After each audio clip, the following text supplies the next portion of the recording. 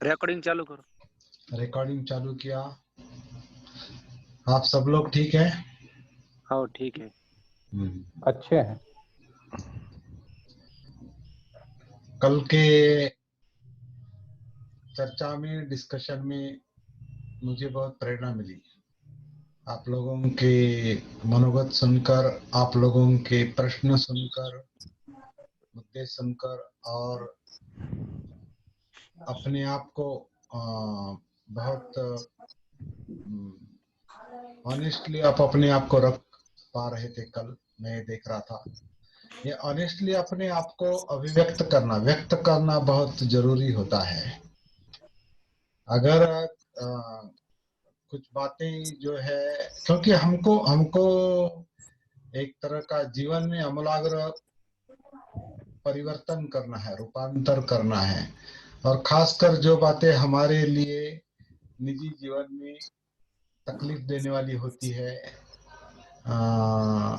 Negative जिसे हम कहते हैं, अकुशल जिसे कहते हैं, विकृत जिसे कहते हैं, उससे बाहर आने का प्रयास करना और उसके लिए साधना करना, ये हमारा मुख्य मकसद है। इसलिए हम अपने आप से भी कोई बात हाइड नहीं करेंगे, दूसरों से भी नहीं करेंगे, लेकिन कभी कभी अपने आप से भी अपनी बात, अपने प्रॉब्लम हाइड करते हैं कि नहीं नहीं मैं ऐसा नहीं हूँ। कुछ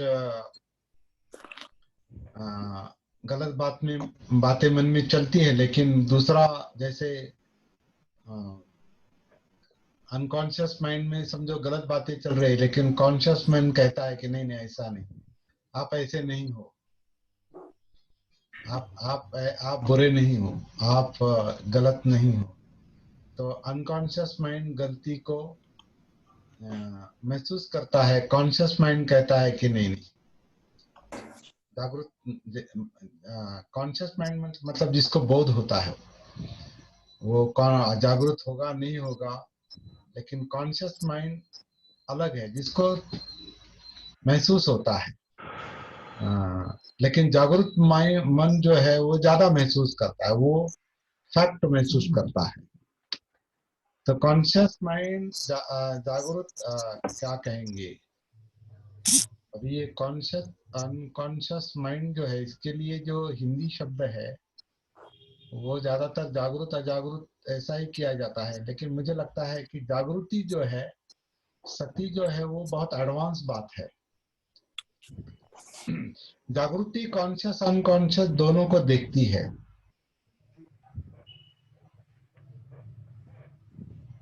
दोनों को देखती है। सचेतन मन सर। हाँ, चेतन चेतन इस तरह से उसका अनुवाद कर सकते हैं हम।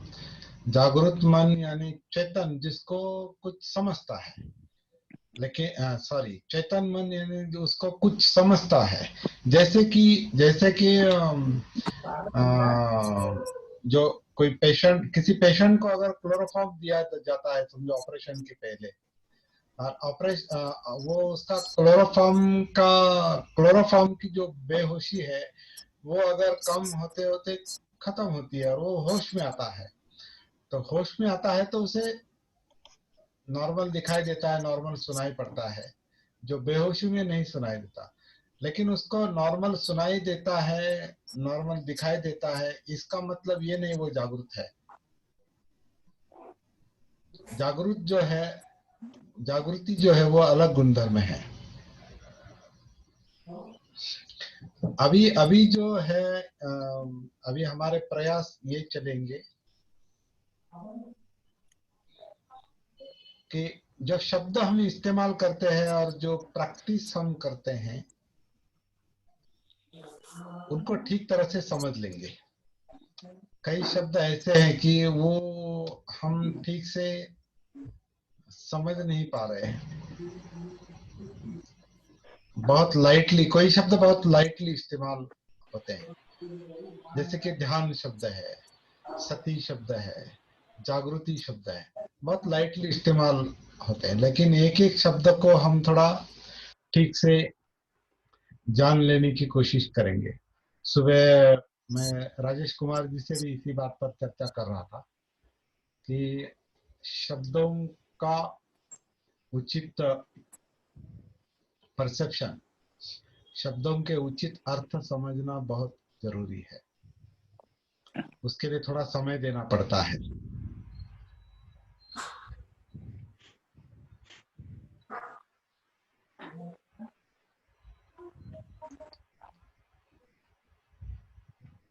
ध्यान ध्यान एक आम बात है। आम बात है। आम बात मतलब क्या? ध्यान एक बहुत व्यवहारिक शब्द है।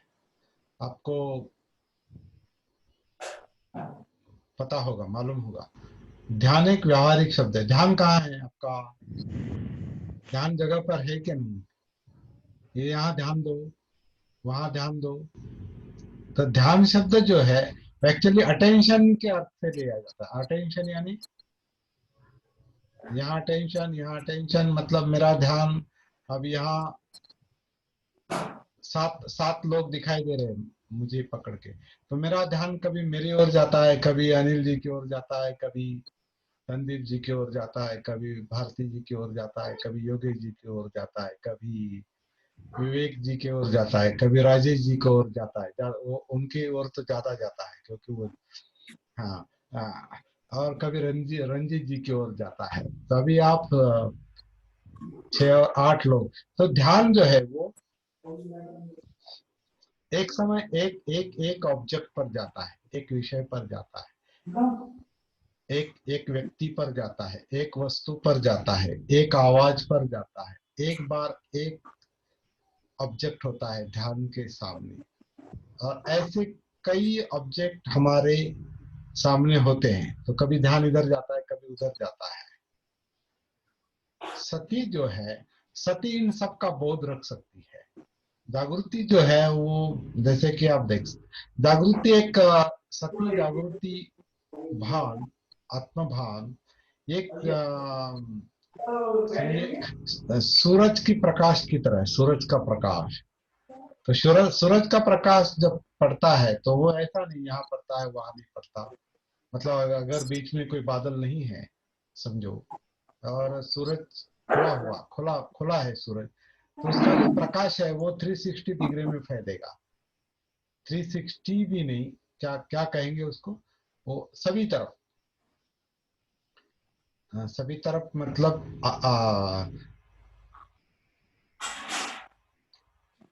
उस प्रकाश को कोई कोई बंधन नहीं है। वो सब में, सब पर पड़ता है।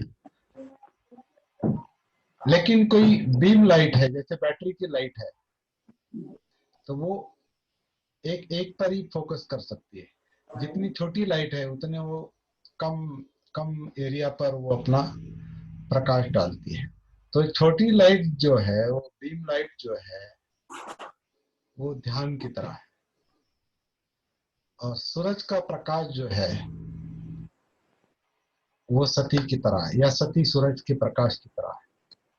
लेकिन फिलहाल हमारी सती सूरज जैसी चमक नहीं रही, क्योंकि हमें अपना भान नहीं है, हमें अपनी सती नहीं है। और वो विकसित करना, डेवलप करना, ये प्रयास हमारे चल रहे हैं। और ये सब क्यों करना है?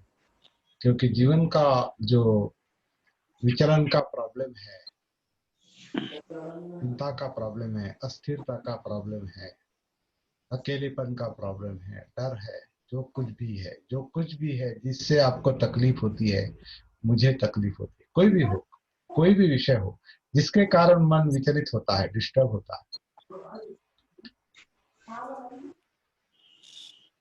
एक शब्द में जिसके कारण दुख होता है, उस दुख से हमें छुटकारा पाना है, पा सकते हैं। ये पहले समझ लेना, पा सकते हैं। बहुत सारे लोगों को लगता है कि नहीं नहीं, दुख मुक्ति संभव नहीं, ये हमारा काम नहीं। अगर ये हमारा काम नहीं तो फिर बुद्ध धर्म का, बुद्ध की शिक्षा का हमें यहाँ क्या लाभ है? फिर उसका क्या उपयोग है अगर संभव नहीं तो? क्यों ये फिजूल का, मतलब ये फिजूल के प्रयास करने?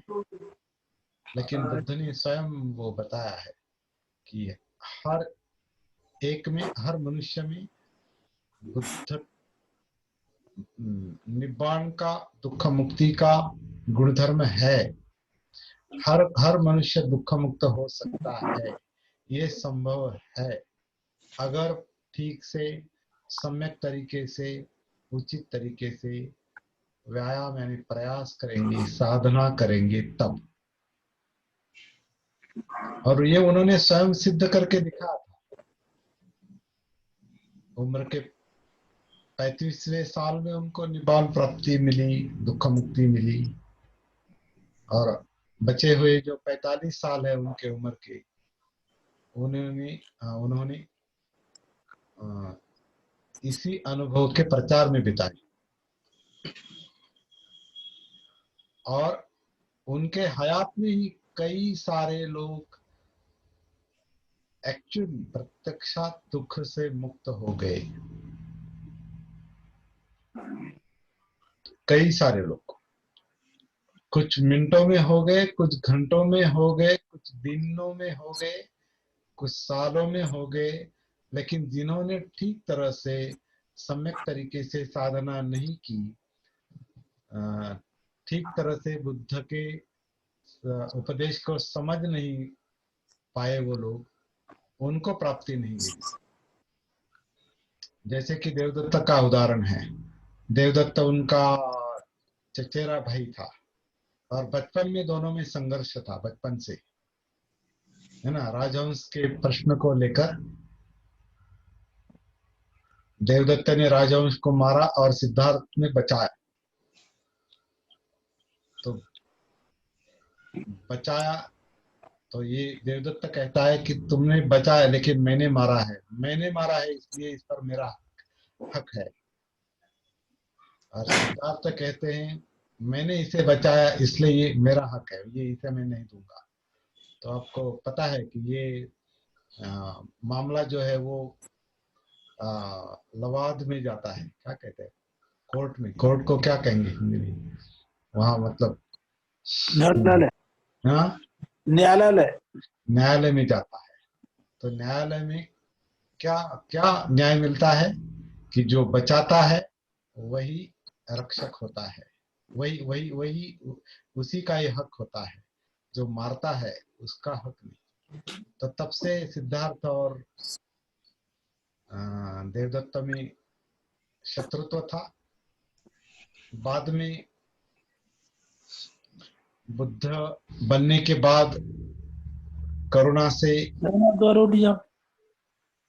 बुद्ध बनने के बाद करुणा से देवदत्त ने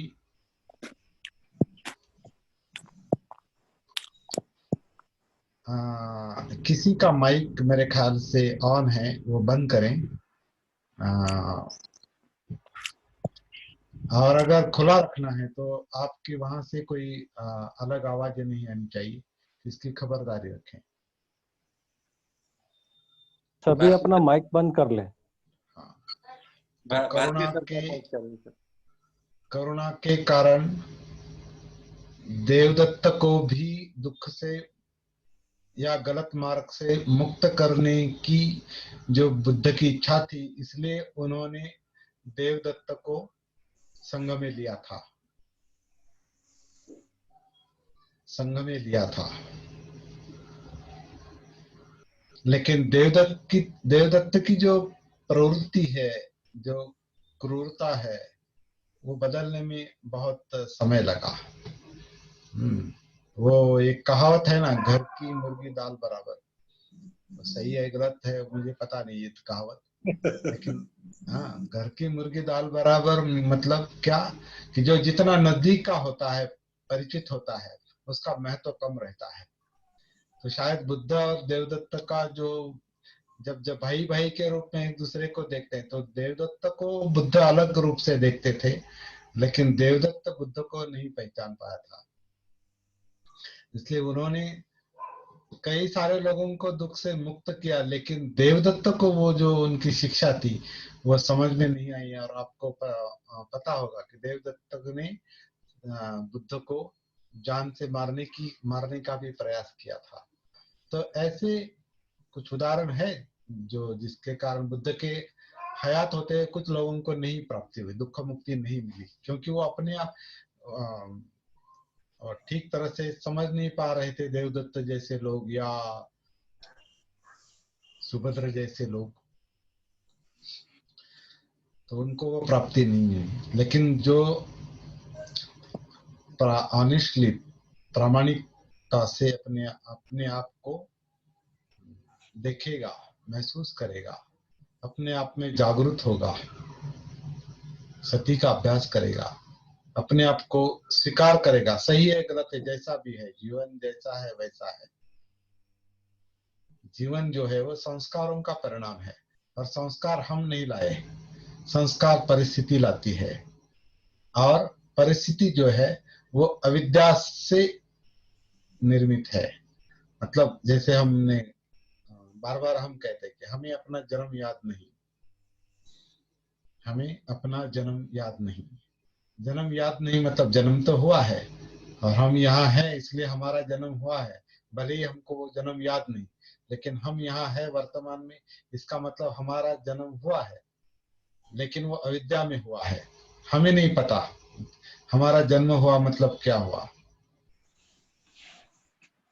इसका मतलब हमारा जीवन जो संस्कारों से बना है, वो संस्कार भी हमको पता नहीं, वो अच्छे है या बुरे हैं हमें पता नहीं, लेकिन वो संस्कार हमसे काम करवाते हैं, वो संस्कार हमसे बुलवाते हैं, वो संस्कार हमसे कर्म करवाते हैं। और उन संस्कारों का अगर ज्ञान नहीं है, उन संस्कारों का बोध नहीं है, मतलब हमारे जीवन का बोध नहीं है, तो हमारे जो कायिक वाचिक और मानसिक जो कर्म है उन पर भी कोई नियंत्रण नहीं रहता, लेकिन उसके परिणाम का सामना करना पड़ता है। अगर गलत तरीके से बिहेव करेंगे, गलत तरीके से आचरण करेंगे, अकुशल आचरण करेंगे, तो उसका परिणाम जो है वो दुख होना ही है, वो दुखदायक होना ही है। अगर जागृति से, सती से, आत्मभान से कोई कृति करेंगे, बोलेंगे या कृति करेंगे, तो उसका परिणाम सुखदायक है। इसका मतलब यह है कि सुख दुख जो है वो हमारे हाथ में है, ये बुद्ध ने सिद्ध करके दिखाया है, और हर एक को वो संभव है। ये 45 साल तक वो बताते रहे, और उनके जाने के बाद भी आज भी हम लोग उनकी शिक्षा का अगर उचित उपयोग करके देखते हैं, तो हमें भी वो अनुभव आना संभव है, दुख मुक्ति संभव है, बुद्धत्व संभव है, निब्बाण संभव है। बहुत सारे लोग ऐसा भी सिखाते कि नहीं आपका पूर्व जन्मों का कर्म कुछ अच्छा होना चाहिए, तब आप इस जन्म में कुछ अच्छा कर पाएंगे। तो ये तो जाति व्यवस्था के पीछे जो फिलॉसफी है वही फिलॉसफी हो गई। जाति व्यवस्था में भी वही बताते हैं ना, आप अछूत क्यों हैं, क्योंकि आपका जो पुराने पिछला जो कर्म है, पिछले जन्म के जो कर्म है वो गलत रहे होंगे, इसलिए आप इस जन्म में अछूत है। तो जो जन्म मिला है उसको भुगतो, उसके लिए कुछ मत करो, कुछ प्रयास मत करो, क्योंकि वो आपके हाथ में नहीं है, वो तो उसके हाथ में है। जो इन्होंने निर्माण किया है उसके हाथ में आप है। तो अगर बुद्ध धम्म के मार्ग पर चलने वाले लोग भी इसी तरह सोचेंगे कि नहीं मेरा पुराना कर्म अगर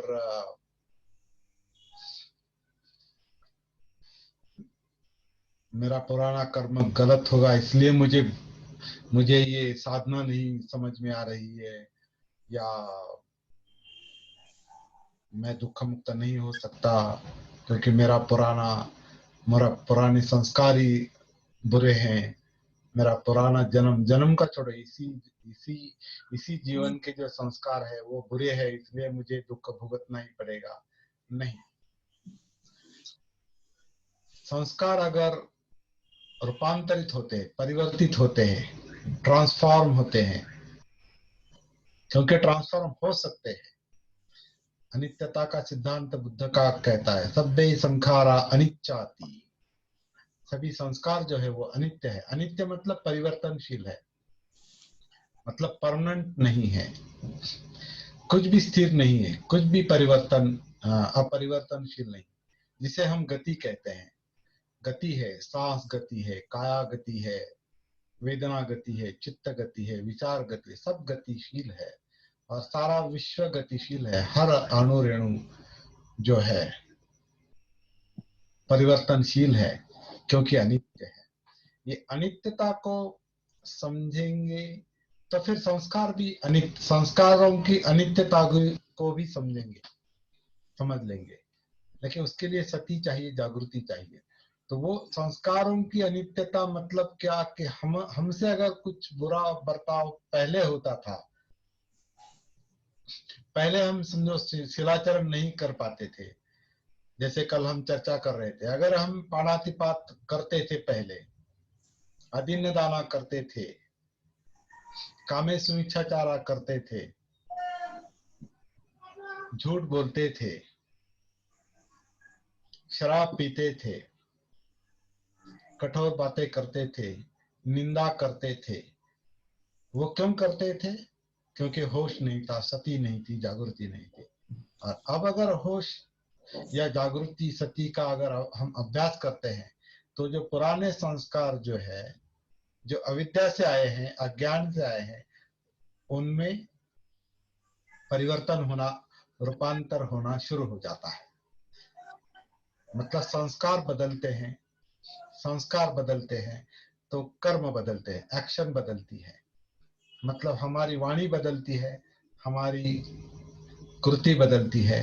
अगर वो अच्छी है तो फिर दुख खत्म, पुराना जो है वो हो गया, उसका अपराध मन में रखने की कोई आवश्यकता नहीं।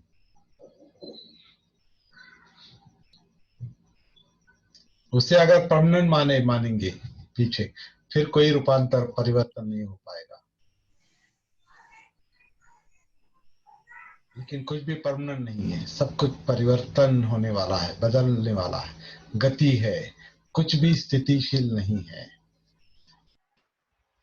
तो ये बात हम साधना के जरिए समझ लेंगे। मुख्यतः 3 बातें समझ लेंगे कि जीवन दुख है, दुख है, जन्म जरा व्याधि मरण, प्रियों का वियोग, अप्रियों का संयोग, मन के मुताबिक न होना।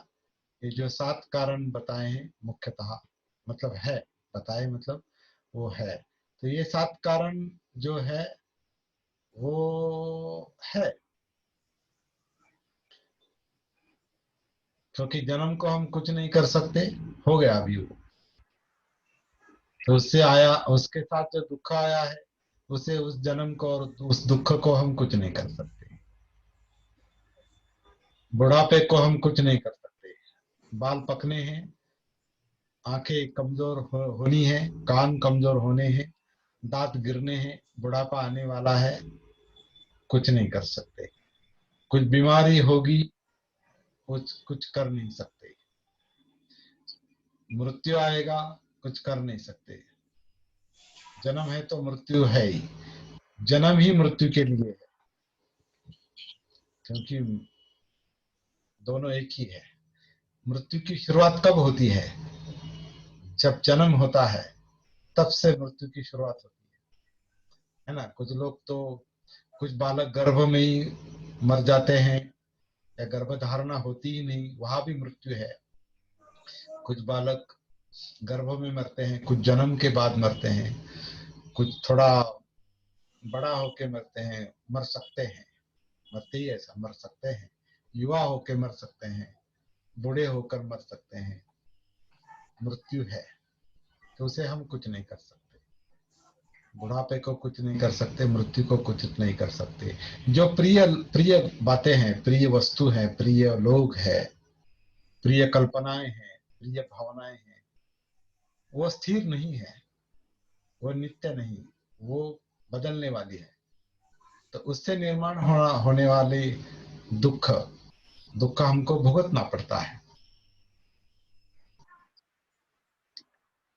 प्रिय का जाना प्रिय वस्तुओं का, लोगों का जाना तय है, दुख तय है। अप्रिय बातें नजदीक आना या हम अप्रिय बातों के संपर्क में जाना व्यवहार में संभव है, और मन के मुताबिक न होना संभव है। तो ये सारी दुख देने वाली जो बात है, तो इसका क्या करेंगे? और बहुत सारे लोगों को, अभी कल योगेश जी का भी सवाल शायद यही था कि अगर ये ऐसा ही है तो फिर सती और ये क्या करेगी, इसका क्या उपयोग है, क्या फायदा है इसका? कल उन्होंने बहुत अच्छा सवाल उठाया। लेकिन एक बात समझनी है, सती के साथ, जागृति के साथ अगर ये जीवन की अवस्थाएं अनात्म से एक्सेप्ट करेंगे, अनात्म मतलब क्या कि हमने तय करके जन्म नहीं लिया है, मुझे अभी जन्म लेना है और मैं, ऐसा नहीं होता कभी। वो कार्य कारण भाव के मुताबिक हुआ है। तय करके हम बूढ़े नहीं होंगे, तय करके जाएंगे नहीं, तय करके निश्चय करके कुछ नहीं होता, वो नेचुरली कार्य कारण भाव के मुताबिक होता है। तो ये जो जीवन का स्वरूप है, ये जो सत्य है, ये सत्य अगर सती से, जागृति से देखा जाता है, स्वीकारा जाता है, और जीवन ऐसा ही है, ये अगर हम स्वीकारते हैं, तो वहां दुख खत्म होता है। तो दुख को दुख के रूप में देखेंगे तो दुख खत्म होता है, ऐसा एक सत्य है। सब्बे संखारा दुखाति यदा पय्याय पश्यति अथ निबिंदति दुखे एष मग्गो विसुद्धिया।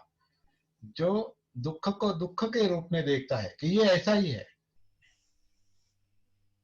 ये ऐसा ही है। समझो अभी मैंने थोड़ी देर पहले कहा कि मेरी तबीयत ठीक नहीं, लेकिन अगर मेरे मन में ऐसा आया आज मेरी तबीयत ठीक नहीं, आज मुझे लगता है कि लोगों को फोन कर देनी चाहिए और आज का सेशन कैंसिल करते हैं क्योंकि मेरी तबीयत ठीक नहीं, मैं सोना चाहता हूँ, तो ऐसा भी मन में विचार आ सकता है। लेकिन हम ऐसा विचार कर सकते हैं, ठीक है, वो दुख अपनी जगह है, बीमारी अपनी जगह है, मेरा मन उससे क्यों विचलित होता है? तो इसे अगर इस तरीके से ऑब्जेक्टिवली देखेंगे, ऑब्जेक्टिवली अनात्म से, तो दुख कम होता है। दूसरा एक तरीका है दुख कम करने का कि जो है उसे अनात्म से देखो, नॉट सेल्फ। जैसे जन्म हमने तय करके लिया नहीं, निश्चय करके हम जाएंगे नहीं, हमारे बुढ़ापा हमारे हाथ में नहीं, युवा अवस्था हमारे हाथ में नहीं, प्रियों का वियोग हमारे हाथ में नहीं, अप्रियों का संयोग हाथ में नहीं। ये कार्य कारण भाव के मुताबिक, निसर्ग नियम के मुताबिक होगा। तो इस अनात्म को देखकर, नॉट सेल्फ, मैं नहीं, मेरे इच्छा के मुताबिक जीवन नहीं चल रहा है, वो कार्य कारण भाव के मुताबिक चल रहा है, निसर्ग के मुताबिक चल रहा है। तो ये अनात्म से देखने से दुख का प्रभाव कम हो जाता है। और तीसरा, जैसे हमने पहले बताया कि अनित्यता जो है, परिवर्तनशीलता जो है, गति जो है, कि कुछ भी स्थिर नहीं है, कुछ भी स्थिर नहीं है, जीवन स्थिर नहीं है, कुछ सूरज स्थिर नहीं है, पृथ्वी स्थिर नहीं है, जो भी अब इस वक्त महसूस हो रहा है वो सब अस्थिर है, अनित्य है। ये जानने से, इसका बोध होने से दुख खत्म होता है, और वो एक्सेप्ट करने से कि जीवन ऐसा ही है। तो खासकर ये तीन बातें जो है, दुख, अनित्य और अनात्म, ये समझ लेने से, जो सती जागृति से समझ में आती है, ये समझ लेने से दुख मुक्ति मिलती है।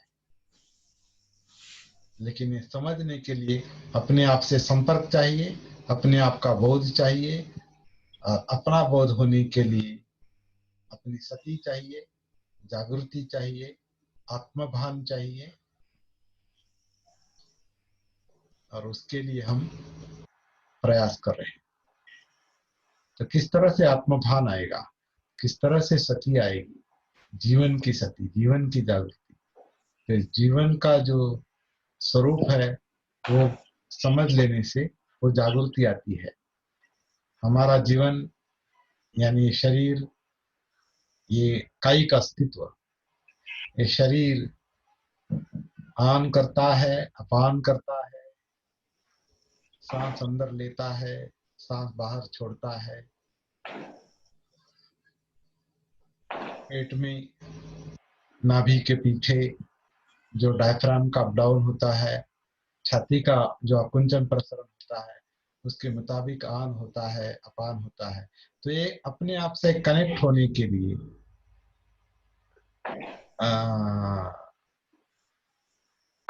अपने शरीर से और जीवन से कनेक्ट होने के लिए एक प्रमुख क्या है, मार्ग है, माध्यम है, शुरुआत है, स्टार्टिंग पॉइंट है। उसके आधार से हम काया में उतरेंगे और काया में जो सुख दुख है उसे महसूस करते करते उसके प्रॉब्लम हम सॉल्व करेंगे, समस्याएं हल करेंगे।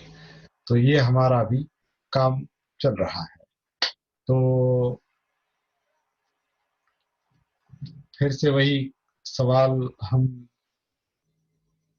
खड़ा करेंगे, पूछेंगे, अपने आप से पूछेंगे कि मैं अपने आप से कनेक्टेड हूं क्या, सती में हूं क्या, मेरी काया मुझे महसूस हो रही है क्या, अंदर बाहर मैं जो बात कर रहा हूं तो मुझे वो बात महसूस हो रही है क्या, जो आवाज है महसूस हो रही है क्या, आप सुन रहे हैं तो वो महसूस कर रहे हैं क्या, उसके कांटेक्ट में है क्या, उसको लेकर के जो मन में विचार चलते हैं, वो विचारों से, उस चिंतन से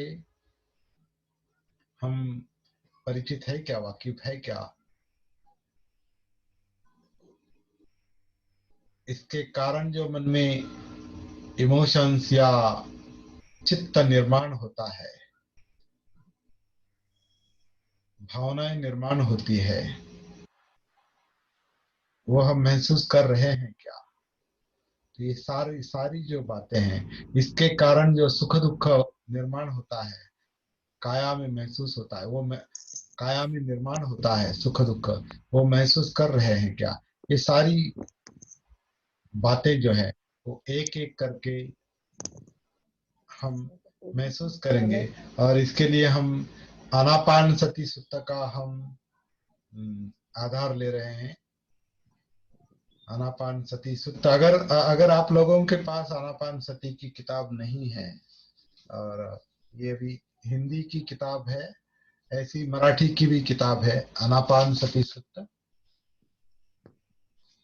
तो ये आपके पास होनी चाहिए। बहुत छोटी किताब है, लेकिन इसमें प्रैक्टिस के बहुत सारे अंश इसमें आए हैं। ऐसी मराठी में भी है। ये 118 नंबर का सूत्र है मध्यम निकाय का, और मुझे प्रैक्टिस के लिए बहुत अच्छा लगा, इसलिए मैंने इसको अलग ढंग से थोड़ा अनुवादित किया है और उसको थोड़ा संपादित भी किया है। कुछ शब्द अपनी साधना के अनुरूप उसमें बदले हैं, परिवर्तित किए हैं। तो ये आपके साथ चाहिए। तो क्या है इस सूत्र में? इस सूत्र में बहुत ही सिंपल रूप से बुद्ध ने सांस को लेकर दुख मुक्ति तक जाने वाला जो मार्ग है वो बहुत क्लियरली बताया है। सांस के आधार से हम काया में उतरेंगे। काया में वेदनाएं हैं, यानी फीलिंग्स है। फीलिंग्स का कारण, फीलिंग मतलब सुख दुख है, उसका कारण चित्त है।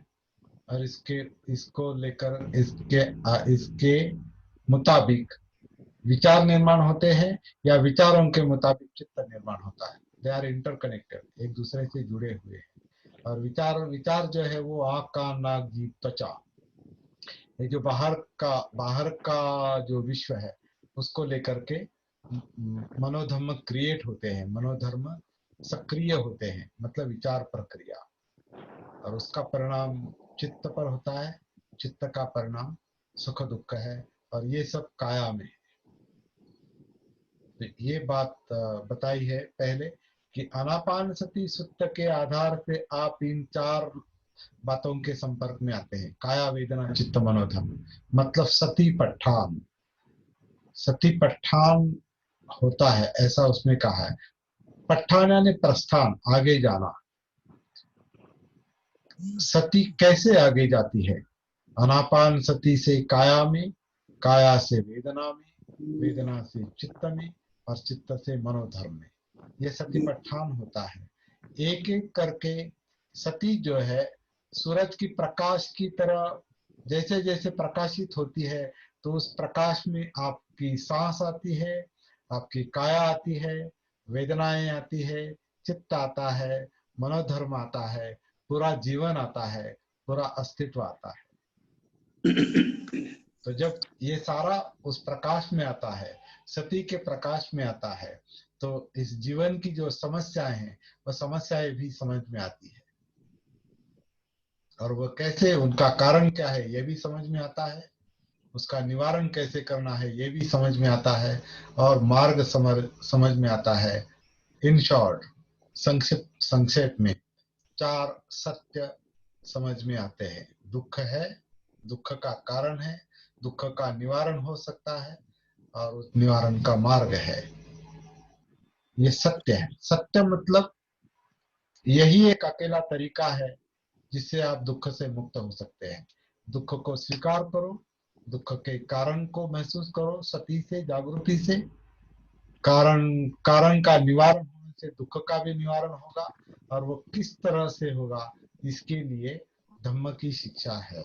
कई सारे सूत्र है, उसमें से एक सूत्र जो है ये आनापान सती सूत्र है।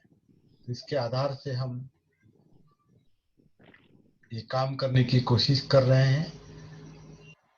मेरे ख्याल से इतना विश्लेषण करने के बाद आपको, जो हमने ध्यान से शुरुआत की थी, ध्यान जो है वो अलग कार्य है मन का, वो इंद्रिय जन्य कार्य है। इंद्रिया ध्यान का विषय देती है आपको। जो दिखाई देता है वहां ध्यान जाता है, जो सुनाई देता है वहां ध्यान जाता है, जो सूंघा जाता है वहां ध्यान जा सकता है, जो चखा जाता है स्वाद उस पर ध्यान जा सकता है, जो त्वचा को स्पर्श होता है उस पर ध्यान जा सकता है, मन में जो विचार आते हैं उनका जो विषय है वितर्क, तो उस पर ध्यान जा सकता है। तो ध्यान एक अलग प्रक्रिया है मन की। सती जो है, सती इन सब का बोध कराती है। जागृति जो है ये पूरे अस्तित्व का और इन ध्यानों का भी बोध कराती है कि कहाँ कहाँ मन भटकता है। उन ध्यानों के अलग अलग जगह पर जो मन अटैच हो जाता है, क्या कहते हैं उसको,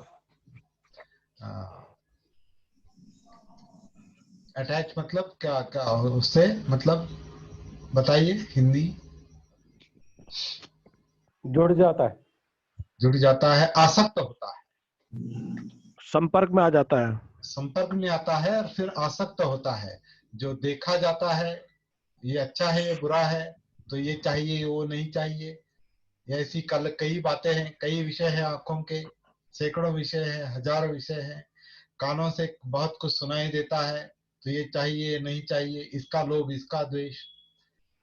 जो गंध मिलती है, नाक जो सूंघता है, ये चाहिए वो नहीं चाहिए, इसका लोभ इसका द्वेष। जो चखा जाता है ये चाहिए ये नहीं चाहिए, काया का स्पर्श ये नहीं, ये चाहिए वो नहीं चाहिए, ऐसा चाहिए वैसा नहीं चाहिए, जो चाहिए वो और चाहिए, और ज्यादा चाहिए, ये नहीं चाहिए तो नहीं चाहिए, ये खत्म होना चाहिए, ये दूर होना चाहिए, इसका अस्तित्व ही नहीं होना चाहिए। तो इस लोभ और द्वेष के कारण हमारे जो बर्ताव है, हमारा जो आचरण है वो सक्रिय हो जाता है। तो जो चाहिए उसका उपादान मतलब चाहिए, मेरा बनाना, अंदर लेना, अपना बनाना। जो बाहर है वो मानसिक रूप से अंदर बनाना, वो उपादान है। और जो नहीं चाहिए उसको दूर ढकेलने की, उससे उसका संपर्क ही नहीं चाहिए, इसके लिए प्रयास करना। इस तरह से हमारा आचरण चलता है। और ये क्यों चलता है? इन सब का होश नहीं है, इन सब का भान नहीं है, इन सब की सती नहीं है। मतलब मोहावस्था है। मोह, मोह यानी अविद्या है, न जानना है, मूर्छित अवस्था है, अनकॉन्शियस माइंड है। क्योंकि आंखें केवल देखने का काम करती हैं, लेकिन आंखों के देखने से मुझ में लोभ क्यों निर्माण होता है और द्वेष क्यों निर्माण होता है, कान कुछ सुनने से मुझ में लोभ क्यों निर्माण होता है, द्वेष क्यों निर्माण होता है, वैसे ही नाक, जीभ और त्वचा और मन के विचार, ये सब सक्रिय होने से मुझ में लोभ क्यों निर्माण होता है और क्यों द्वेष निर्माण होता है, ये न जानना मोहावस्था है, सती न होने की अवस्था है, अजागृत अवस्था है। और इसके कारण हमारे आचरण पर हमारा नियंत्रण नहीं रहता। तो जैसे ही सती का अभ्यास हम करते हैं, जागृति का अभ्यास करते हैं, तो ये सारी बातें जो हैं, ये सारा, इसे संसार कहा है, प्रपंच।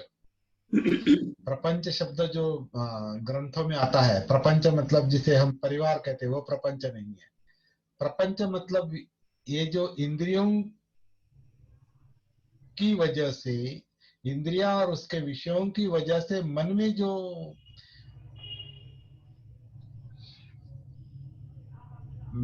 विचार प्रक्रिया, जिसे मेंटल प्रोलिफरेशन का, मतलब एक विचार, विचारों में विचार, विचारों पर विचार, एक विचार, दो विचार, 10 विचार, 100 विचार, 1000 विचार, ये चाहिए वो नहीं चाहिए, ये जो गुत्थी है, इसे प्रपंच कहा है। तो प्रपंच दुख का कारण है, लेकिन प्रपंच दुख का कारण नहीं, वो महसूस नहीं होता, उसकी सती नहीं, उसका भान नहीं, ये दुख का कारण है। क्योंकि उसका हम पर नियंत्रण होता है, हमारे बर्ताव पर नियंत्रण होता है, हमारी वाणी पर नियंत्रण होता है, हमारे कायिक कर्म पर नियंत्रण होता है। उसके कारण पाणातिपात होता है, अदिन्न दाना होता है, कामी सुमिच्छा होता है, मुसावादा होता है, और इस सब के तकलीफ से दूर होने के लिए शराब पीने का मन होता है। लेकिन इससे प्रॉब्लम हल नहीं होता, समस्या नहीं सुलझ सकती। उस पर एक ही दवा है, और वो है सती की, जागृति की। अपने आप को देखो, जानो, पहचानो, दुख को समझो, डरो नहीं, समझो उसे, जैसा भी है, कितना भी डरावना क्यों न हो, उसे देखो, उसे फेस करो, फिर उसका कारण समझ में आएगा, निवारण समझ में आएगा, दुख मुक्ति मिल जाएगी। ये संभव है। ये सिद्धार्थ गौतम ने 35वें साल में उनको वो प्राप्त हुआ। हमें थोड़ी देर हो रही है, क्योंकि हमारे मन में उनकी तरह शायद वो परिस्थिति नहीं है कहो, या उतनी प्रेरणा नहीं है, अंतर प्रेरणा कहो, या वो सेंसिटिविटी नहीं है, संवेदनशील। ये संवेदनशीलता मैं बहुत इंपॉर्टेंट बात मानता हूँ। सेंसिटिविटी, संवेदन, जीवन के प्रति संवेदनशीलता। इन संवेदनशीलता के कारण ही सिद्धार्थ गौतम ने राजहंस को बचाया था। इस संवेदनशीलता के कारण ही सिद्धार्थ गौतम ने युद्ध को विरोध किया था, युद्ध के लिए। इस संवेदनशीलता के कारण ही बाबा साहब ने अस्पृश्यता का प्रश्न हाथ में लिया। बाबा साहब के पहले अस्पृश्यता की जो समस्या थी, वो बाबा साहब के काल से भी ज्यादा जटिल थी और ज्यादा त्रस्त करने वाली थी।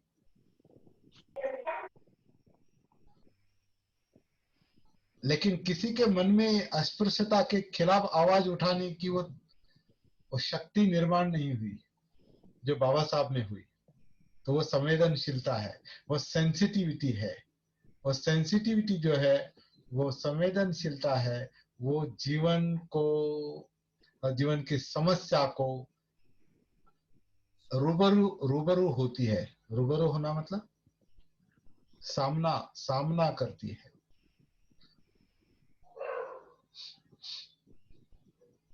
सही कहा योगेश सर, रूबरू मतलब साक्षात्कार, बिल्कुल साक्षात्कार, मतलब सामने, बिल्कुल सामने, आमने सामने, बिल्कुल आमने सामने।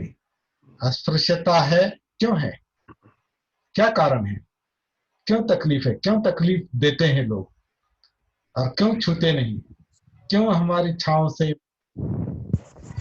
ये दूरी है, छांव से भी दूरी है, हमसे तो है, हमारी छांव से भी दूरी है।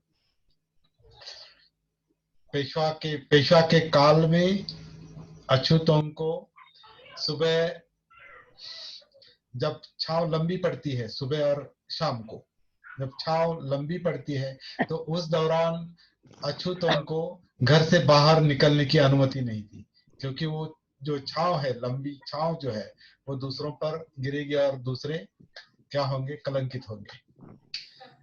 तो ये सब क्यों है? ये सवाल बाबा साहब के मन में निर्माण हुए, और वो संवेदनशीलता जो है वो थोड़ी कठोर भी होती है। संवेदनशीलता में ऐसे मायूसी और डर और ऐसा नहीं हो, संवेदनशीलता जो है वो कठोर भी होती है। इसलिए बाबा साहब का जो व्यक्तिमत्व कहते हैं कि वो वज्र से भी वो कठोर थे और फूल से भी कोमल थे, फूल से भी कोमल थे और वज्र से भी ज्यादा कठोर थे। तभी ये सब, उनकी जो प्रखर संवेदनशीलता है, वो ये सब परिणाम हमें, हम जो अभी जो कुछ अच्छे दिन देख रहे हैं, वो संवेदनशीलता का परिणाम है, उस कठोरता का भी परिणाम है, उस कोमलता का भी परिणाम है। ऐसा ही व्यक्तिमत्व शायद बुद्ध का हो सकता है। बुद्ध के काल में भी बहुत हत्याएं, युद्ध, ये बहुत बड़े पैमाने पर चलते थे। तो हमारे काम की सीमा जो है, प्रैक्टिस की सीमा जो है, वो कितनी बड़ी है, ये समझ लेंगे। ये सती की केवल थ्योरी नहीं है, जागृति की थ्योरी नहीं है, इसे प्रैक्टिस में ढालना है, अमल में लाना है, जीवन को रूपांतरित करना है, ट्रांसफॉर्म करना है, मतलब दुख से मुक्त होना है। और वो हो सकते हैं, और वो जीवन के प्रति संवेदनशील बनेंगे। जैसे बाबा साहब बुद्ध थे, वैसे जीवन के प्रति संवेदनशील बनेंगे, मतलब छोड़ेंगे नहीं, चलो हाँ चलता ही है, ऐसा ही है, ऐसा ही चलने देंगे, नहीं। अगर आप चलने देंगे तो वो चलता रहेगा। मैं चलने दूंगा तो चलता है। मैं क्या अगर अभी बोलिए? हेलो, हाँ? वो संन्यासी। किसी की आवाज बीच में आ ओ। रही है, अपना माइक बंद कर देना। तो जीवन के प्रति संवेदनशीलता चाहिए, समय आने पर कठोरता भी चाहिए और कोमलता भी चाहिए, बहुत आवश्यक है। और एक फिल्म का डायलॉग मुझे बहुत अच्छा लगता है, फिल्म में कभी कभी देखता हूँ। फिल्म का डायलॉग,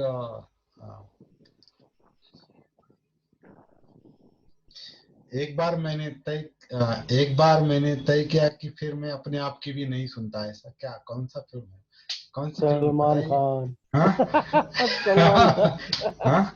एक बार मैंने तो Wanted. कमिटमेंट कर दिया, फिर मैं अपनी भी नहीं सुनता। अपने आप की भी नहीं सुनता। तो ऐसा संकल्प चाहिए, ये संकल्प है। सलमान खान की फिल्म थी गुरुजी, सलमान खान की वांटेड वांटेड। वो देखा है मैंने, वांटेड। तभी तो वो डायलॉग याद है मुझे। तो वो केवल डायलॉग नहीं है, वो जीवन जीने का एक तरीका है बड़े लोगों का। अभी सलमान खान जीता है वैसे या नहीं मुझे नहीं पता, लेकिन बड़े लोग इस तरह से जीते हैं। जब कोई किसी बात का बोध होता है, अंतर्दृष्टि मिलती है, तो उनका संकल्प बनता है, और जब संकल्प बनता है तो वो अपने आप की भी नहीं सुनते।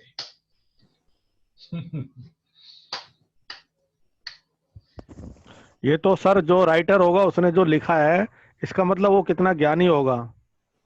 कहीं से उठा लिया होगा, ऐसा भी हो सकता है। राइटर बहुत सी बातें जो है कहीं से उठा भी लेते, जैसे मैंने अभी उठा लिया। नहीं तो उठाने की भी तो कला होनी चाहिए ना सर, उठाने की भी तो कला होनी चाहिए। हमें अमल में आ जाने की कला सीखनी है। जी जी जी जी। केवल सेकंड हैंड नॉलेज और नॉलेज पर निर्भर नहीं रहेंगे, उसमें अमल में कैसे लाएंगे, ये बहुत बड़ी चुनौती है। ज्ञान कोई बड़ी बात नहीं है, ज्ञान ज्ञान पाना कोई बड़ी बात नहीं है। और आजकल तो बहुत बहुत ही सिंपल है, बहुत ही आसान है, क्योंकि अभी जो सस्ता हुआ। इंफॉर्मेशन टेक्नोलॉजी का जो विस्फोट हुआ है, तो इसके कारण ज्ञान का विस्फोट हुआ है। ज्ञान का विस्फोट होने के कारण बहुत कुछ ज्ञान हमें सहजता से मिलता है, बहुत सरलता से मिलता है। कोई ज्यादा तकलीफ उठाने की आवश्यकता नहीं। जैसे इंटरनेट है, कंप्यूटर है, मोबाइल है, तो इससे आपको इतना ज्ञान इतनी ज्यादा मात्रा में मिलता है कि उससे बचना कभी कभी कठिन है। तो ज्ञान कोई बहुत बड़ी बात नहीं रही आजकल। जो ज्ञान है उसका जीवन में कैसा उपयोग करेंगे और उचित उपयोग करेंगे, ये बहुत कठिन बात है। और ये सीखना, और इसके लिए सती चाहिए, आत्मभान चाहिए। जो का आंखें देखती है, जो सुना जाता है, जो मतलब जो बाहर से मिलता है, इनपुट मिलता है, वो इनपुट का हम पर जो परिणाम होता है, उसकी सती चाहिए, उसका भान चाहिए, जागृति चाहिए। तो मेरे ख्याल से यहाँ मुझे रुकना चाहिए। 8:56 हुए हैं।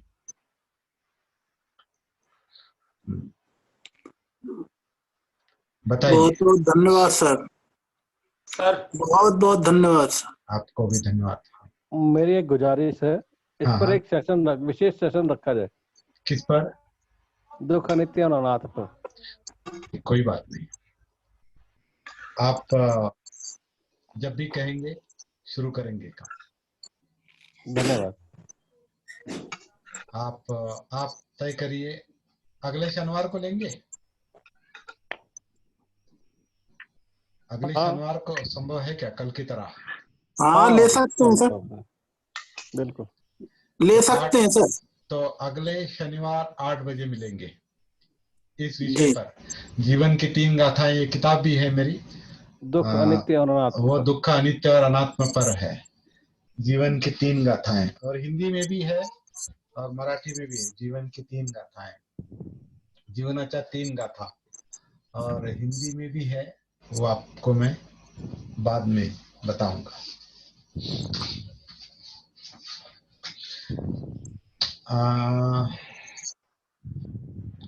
बोलिए,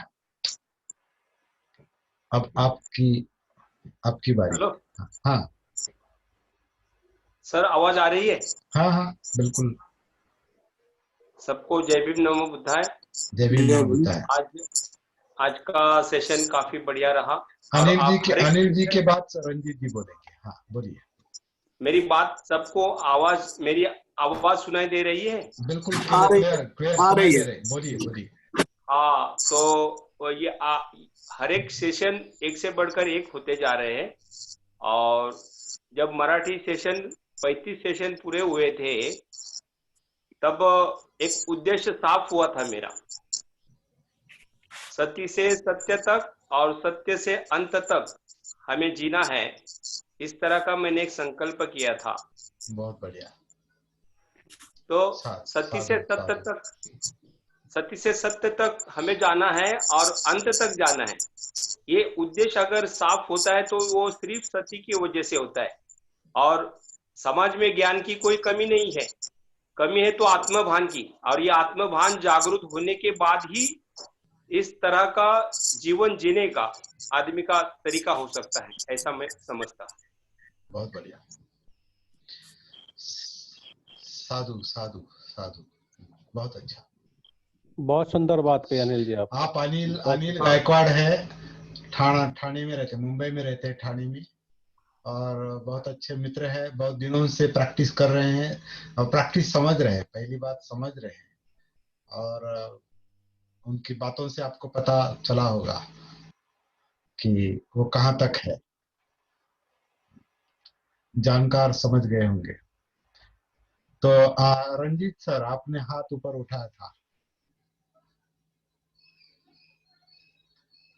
हाँ बोलिए सर। हाँ गुरुजी, मैं ये कह रहा था कि ये सेशन 8 बजे के बदले दिन में नहीं हो सकता? आपके मतलब इतवार का सेशन? नहीं नहीं, केवल अभी जो अभी स्पेशल वो आप कह रहे थे, उसके लिए मैं कह रहा था ये अच्छा, शनिवार का रात। आने, शनिवार का हाँ सेशन। हाँ अच्छा हाँ, अच्छा अच्छा, 3-4 हाँ, आप लोग बताइए, कभी भी मैं मुझे कभी भी बताइए। आ, सुबह रख सकते हैं, शाम को रख सकते हैं, दोपहर को रख सकते हैं, केवल सोने का समय छोड़कर कभी भी रख सकते हैं। मैं रंजीत सर से रिक्वेस्ट करूंगा कि हाँ ये समय के बारे में डिस्कस ना करें, तो डिस्कस करके कर लेंगे। इस हाँ आनापान सती से संबंधित कोई क्वेश्चन करें। हाँ, ये देखेंगे, बाद में देखेंगे। ये 8 बजे के पहले अगर रखा जा सकता है तो देखेंगे, तय करें। रंजीत सर अपने से आनापान सती से संबंधित कुछ क्वेश्चन करें, जिससे आपको कोई प्रॉब्लम हो रही है, क्या सीख रहे हो, कहाँ दिक्कत आ रही है, इससे संबंधित पूछे गुरु सर से। जी। कोई नहीं। बहुत अच्छा। हाँ अभी मैंने एक खुशखबरी सभी के साथ शेयर करना चाहता हूँ, जो अभी अपने सभी मित्र ऑनलाइन हैं। हाँ हाँ। वो ये है कि आज हमारे रंजीत जी ने पहली गाड़ी खरीदी है। किसने? रंजीत जी ने, अच्छा, गाड़ी खरीदी है। हाँ, पहली बार गाड़ी खरीदी है। अरे तो मेरे बहुत अच्छा, बहुत मुबारक मैं हो। सभी के सामने उनको बधाई देता हूँ। हाँ आप सब चाहे तो दे सकते हैं उनको। ओके, थैंक यू बहुत गुरु जी, बहुत थैंक बधाई, यू, बहुत बहुत बधाई। Okay, thank you, thank you बहुत सर, अच्छा। रंजीत सर बहुत दिनों से सर्च कर रहे थे गाड़ी, अब उनको उनकी पसंद की मिल गई है। उसके लिए मैं भी उनका धन्यवाद देता हूँ और मुबारकबाद देता हूँ। थैंक यू आप सभी को, थैंक यू मेरी तरफ से। और गाड़ी को सती के साथ इस्तेमाल करो, जी बिल्कुल सही बात। जी गुरु जी, जी जी गुरु जागृति जी। के साथ इस्तेमाल करो। हाँ, सती नाम बिल्कुल रखी थी। बिल्कुल, बहुत अच्छा सुझाव है लिख ये, गाड़ी का लिख नाम ही लिख सती रखी। लिखवा दूंगा, उस पे लिखवा दूंगा, बिल्कुल। धन्यवाद। विशेष सेशन के लिए हम डिस्कस करके आपसे बता देंगे दिल्ली की तरफ से, जी और जैसा भी होगा आप उसको निश्चित कर लीजिएगा जी जी जी जी अपनी सुविधा अनुसार। जी जी। अभी इसमें 20 लोग हैं, करीब 20 लोग हैं इसमें। मुझे हम्म सामने केवल 10 लोग दिखाई दे रहे हैं, मुझे पकड़ के हम्म 20 लोग हैं। हम्म तो बहुत अच्छा जी लग जी। रहा है, लोग लोग इसमें रुचि ले रहे हैं, और हम्म आशा है आप ठीक से प्रैक्टिस करेंगे, विषय को समझ लेंगे। बार बार बार बार आपको आपको एक बात मैं बताना चाहता हूँ कि बहुत बार करीब करीब हर सेशन में एक ही शब्द आते हैं, एक ही साधना का एक ही तरीका, जैसे मैं आपके सामने रखता हूँ।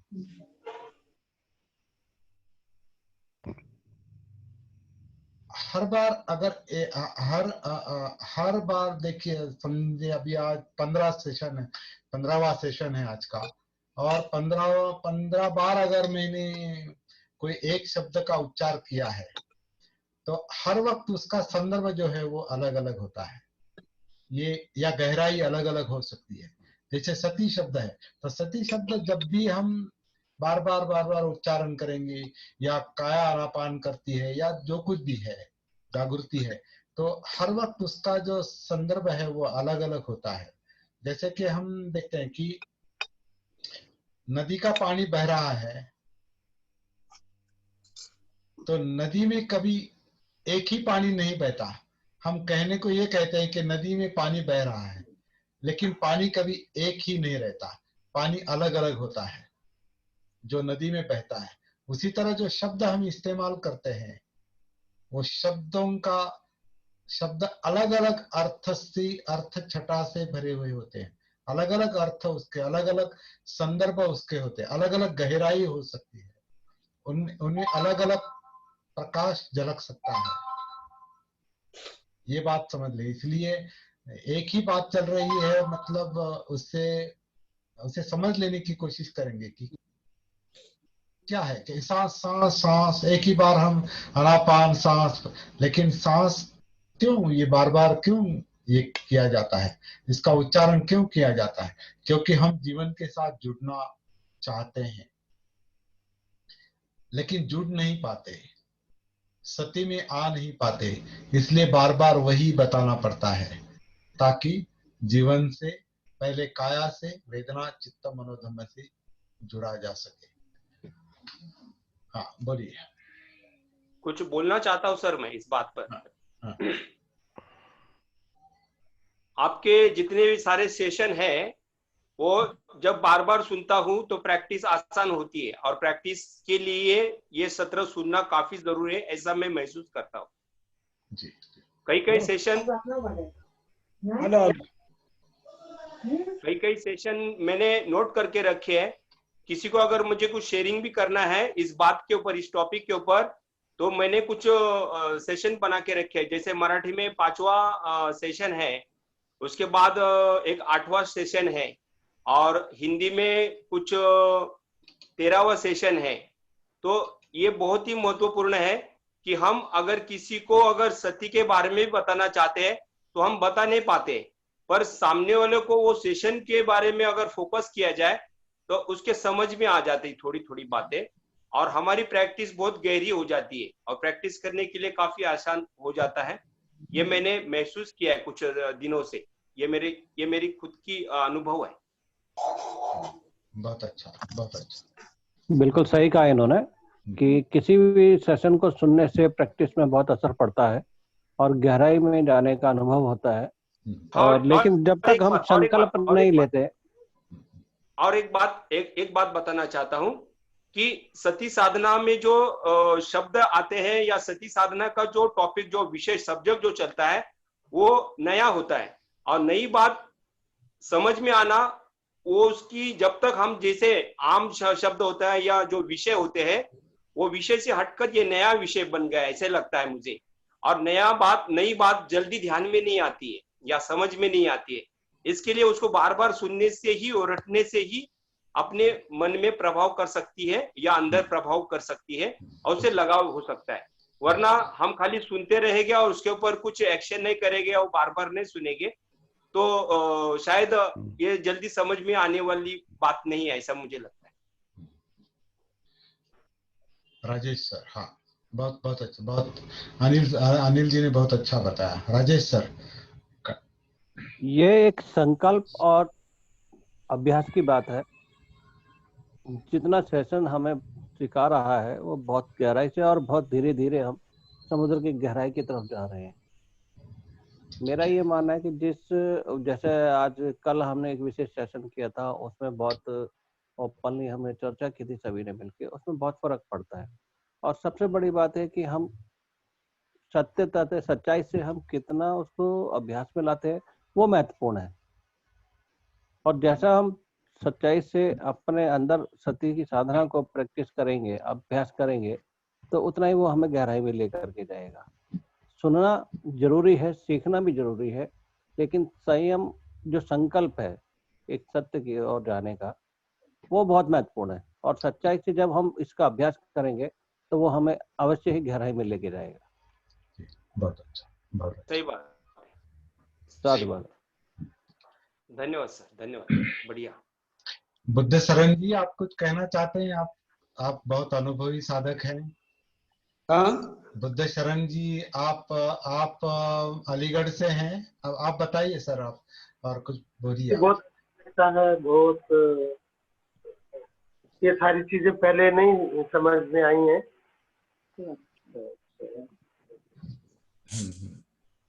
बहुत सारे लोगों को इससे लाभ होगा। तो प्रैक्टिकल एस्पेक्ट ऑफ धम्मा जो है वो उसको बहुत अच्छी तरह से समझ में आता है हिंदी के बारे में, ऐसा मैं महसूस करता हूँ। बहुत अच्छा। आपकी हृदय से साधुवाद, आभार, बहुत बहुत नमो बुद्धाय। आपका भी आभार सर, बहुत। श्रावस्ती के जो बंते जी है धम्मपाल जी, उन्होंने सर जी का जिक्र किया था, उनका नंबर मुझे दिया और फिर हमारा संपर्क बढ़ा। बहुत अच्छा लग रहा है। तो मेरे ख्याल से 9:09 हो गए हैं, यहाँ समाप्त करेंगे। कोई अर्जेंट क्वेश्चन नहीं होगा ऐसा? मैं मानता हूँ होगा भी मन में क्वेश्चन, अगली बार आप पूछ सकते हैं। जी तो बहुत बहुत धन्यवाद आप सबका, यहाँ पर साधुवाद रुकेंगे। आपका। सबको जय भीम, नमो बुद्धाय। सभी को जय भीम नमो बुद्धाय। सर जी को जय भीम नमो बुद्धाय। साधुवाद sir ji. Thank you, everybody. को Thank you, साधुवाद sir. जय भीम। Wishing बहुत Nibbana महत्वपूर्ण था for आज का सत्र। everybody. Thank you.